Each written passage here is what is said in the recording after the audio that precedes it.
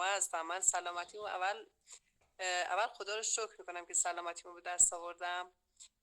بعد سلامتی من مدیون شما میدونم، شما و عزیزم. این گروه بزرگ، و خیلی هم خوشحالم که تو این گروه بزرگ تجاری، هم طب سلامت هستم، هم باور به محصولم الان خیلی قوی شده واسه خودم و اطرافیانم.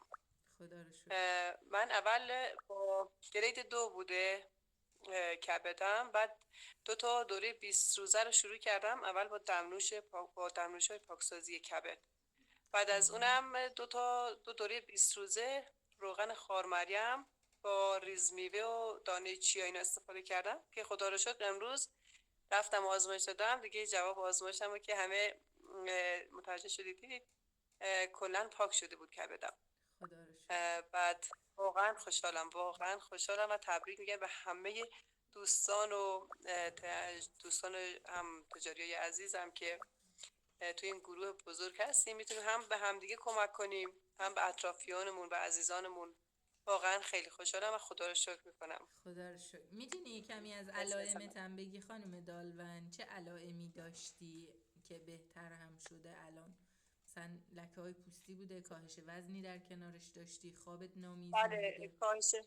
کاهش وزن داشتم. چقدر؟ بعد علائم من رنگ صورتم یکم زرد بود، پوست صورتم زرد بود، چشمام یکم زرد بودن. بعد بیخوابی داشتم، گرگرفتگی کف پاهامو داشتم، بیخوابی هم داشتم. آره. خب. چند بیخوابی هم کیلو وزن داشتم. کم کردی؟ وزنم حدود 4 کیلو کم کردم. آفرین.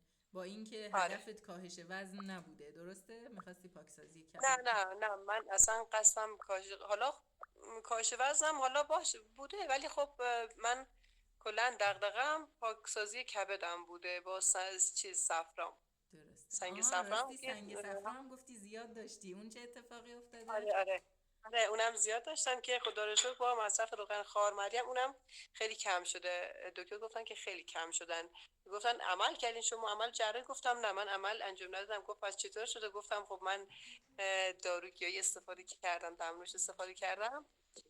بعد اونم خوشحال شد که میگفت واقعا خوب این جواب میدن، خدا رو شکر. خیلی خوبه. خدا رو قربان شکر. شما، ممنون. تبریک میگیم بهتون بابت نتیجه سلامت فوق‌العاده‌تون. باشی. قربان انشالله که شما، این ممنون از همه حس دوستانم که خوب تبریک و گفتن. عزیزین به همه هدیه کنین دیگه. دیگه الان خیالت قشنگ سلامت راحته باشی. که محصولات جواب میده. بله، باور به مسئولمون خیلی زیاد شده، آره. خیلی خیلی. برای دیگه خودم و اطرافیانم همه دیگه قبول دارن. خدا رو شکر. وقت درست. ترکوندنه قربان پس شما دیگه، مرسی. هم دعوت به کار هم بله. مشاوره، که انشالله یه رشد درست. خیلی